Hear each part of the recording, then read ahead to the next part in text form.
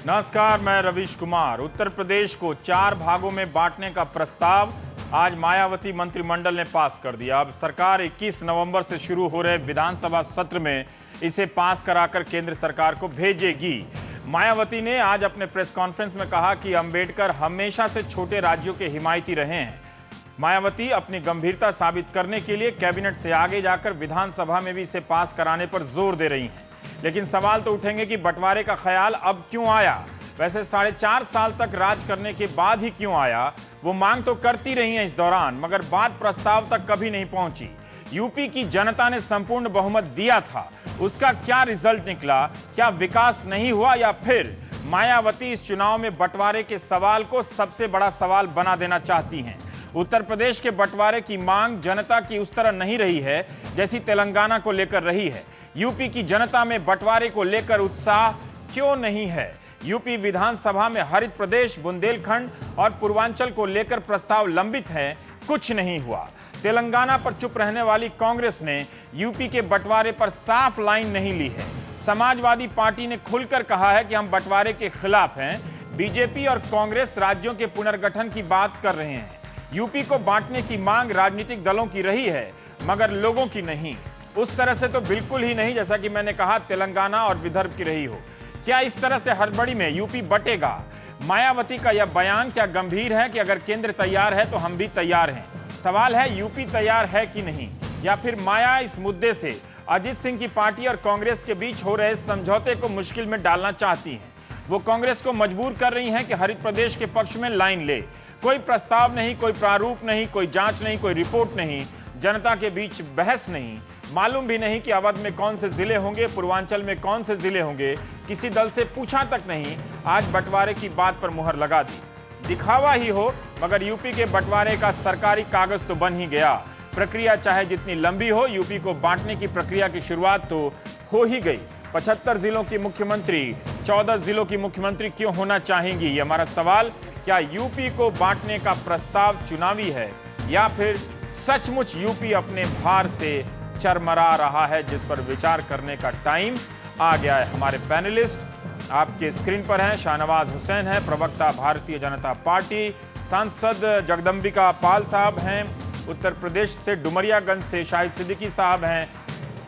RLD राष्ट्रीय लोकदल के महासचिव प्रोफेसर आनंद कुमार हैं। समाजशास्त्री जवाहरलाल नेहरू विश्वविद्यालय से शैलेंद्र कुमार हैं हमारे साथ। आप चीफ व्हिप हैं लोकसभा में समाजवादी पार्टी के। कौशाम्बी से आप सांसद होते हैं। सबसे पहले जगदंबिका पाल जी, आपके पास मैं आना चाहूंगा।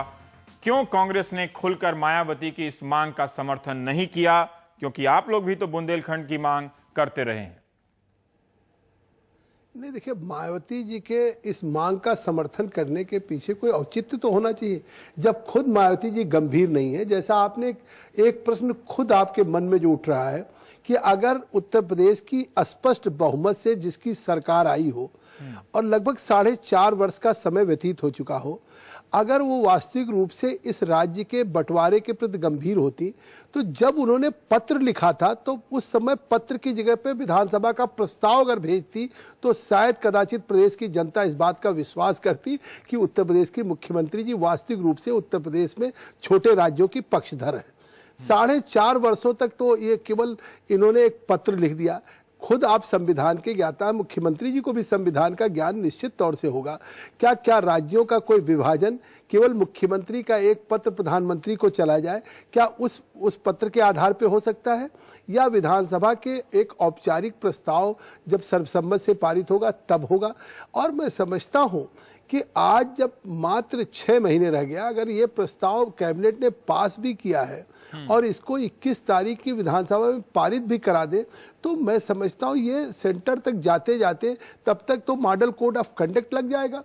तो ये निश्चित तौर से राज्य की अगर मुख्यमंत्री इस बात के लिए गंभीर होती कि हमें केवल पॉलिटिकल स्टंट या पॉलिटिकल गिमिक के बजाय हमको राज्य के लिए करना है, तो ये निश्चित तौर से केंद्र से एक बात करती। लेकिन 4.5 वर्षों में सरकार की कोई उपलब्धियां तो रही नहीं। अगर सरकार की उपलब्धियां होती कि हमने इतने बंद पड़े स्पिनिंग मिल को बुनकरों के लिए हमने फिर से उसको रिवाइव किया, या अगर बंद पड़ी जो चीनी मिलें राज्य की उसको हमने फिर से चलाने का प्रयास किया, या स्टेट्स में कोई आईटी पार्क ही बनाया होता रोजगार दूर करने के लिए, कोई विकास का कार्य, पार्कों स्मारकों को मूर्तियों को लगाने के उसे बजाय टालने के लिए आप ये कह रहे हैं कि ये सरकार की मुद्दा उपलब्धियां उन्होंने स्टंट के रूप में उछाला है। हम आएंगे, बहुत समय है। जगदंबिका पाल जी, आपने अपनी बात रखी। शाहनवाज, हम आपसे जानना चाहते हैं कि उत्तर प्रदेश एक बड़ा राज्य है, हर कोई कह रहा, अमेरिका में ही आप देख लीजिए कि वहां पर 30 करोड़ से ज्यादा की कुछ आबादी है, 50 के लगभग वहां पर राज्य हैं। हिंदुस्तान में 1 अरब 20 करोड़ की आबादी बताई जाती है, 28 राज्य हैं।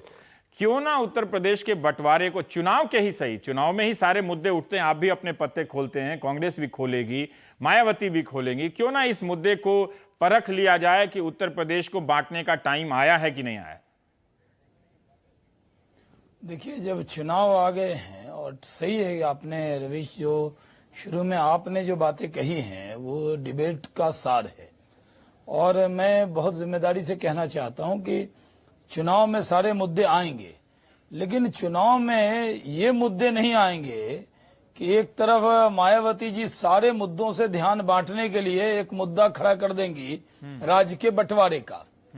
अभी तक कोई ये मुद्दा नहीं था। अभी वहां का भ्रष्टाचार मुद्दा है, उनका पार्क मुद्दा है, उनके परफॉर्म क्राइम जो है वो मुद्दा है, लेकिन सब मुद्दों से हटकर आज अगर रवीश जी आप इस पर डिबेट में आए हैं तो इसका मतलब यह है कि सब मुद्दे हट गए। अब राज्य के मुद्दे पर वो चुनाव को खींचकर लाना चाहती। कल राहुल जी ने गरीबी का मुद्दा और यहां से जो लोग महाराष्ट्र गए, पंजाब गए, इस मुद्दे को लाकर चुनाव भी नारा वहां से शुरू किया। आज मायावती जी ने एक मुद्दा खड़ा किया राज्य के बंटवारे का। अब चुनावी बिगुल फूंक चुका है।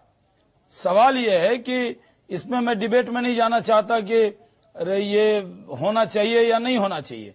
छोटे राज्य की पक्षधर भारतीय जनता पार्टी है, और भारतीय जनता पार्टी ने झारखंड, छत्तीसगढ़, उत्तराखंड बनाया है। जब हमें में आपकी लाइन जानना चाहता हूं। लेकिन उत्तर प्रदेश में भारतीय जनता पार्टी इस पर विचार विमर्श चाहती। हम चाहते हैं गंभीरता से ये काम हो।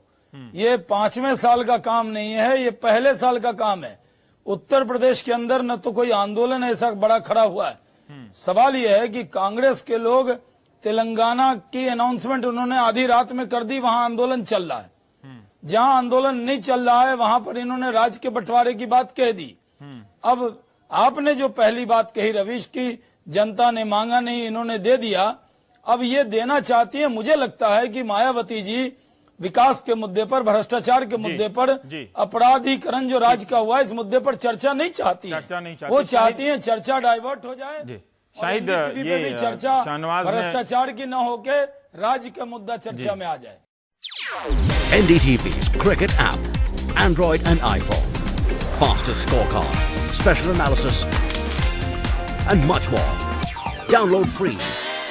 ndtv.com/apps.